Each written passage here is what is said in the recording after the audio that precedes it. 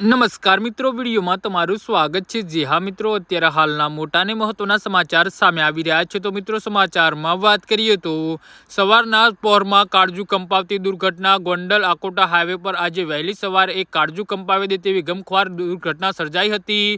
ગોંડલ તાલુકાના મોટા માંડવા અને મોટા દડવા ગામ વચ્ચે એક કાર અચાનક 8 ફૂટ ઊંચા પુલ પરથી નીચે ખાબકતા ભીષણ આગ ફાટી નીકળી હતી। આ દુર્ઘટનામાં કારમાં સવાર 3 લોકોને બહાર નીકળવાની તક મળે તે પહેલા જ તેઓ જીવતા બુઝાઈ ગયા હતા। સમગ્ર ઘટનાએ આસપાસના વિસ્તારમાં શોક અને હેરાટી ફેલાવી દીધી છે।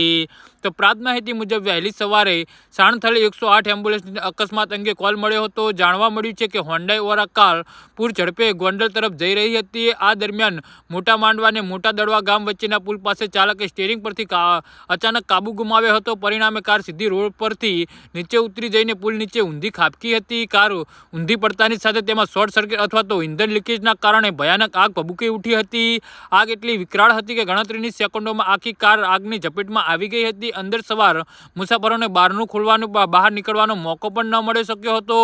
કારમાંથી ઉડતી જ્વાળાઓ અને ધુમાડા દૂર દૂર સુધી દેખાતા હતા, જેને જોઈને સ્થાનિક લોકો દોડી આવ્યા હતા અને તાત્કાલિક ઇમરજન્સી સેવાઓને જાણ કરી હતી। જી હા મિત્રો, તો આના વિશે તમારું શું કહેવું છે તો નીચે મારી કમેન્ટ બોક્સમાં જરૂરથી જણાવજો અને મારી યુટ્યુબ ચેનલને સબસ્ક્રાઈબ કરવાની ભૂલતા નહીં। ધન્યવાદ।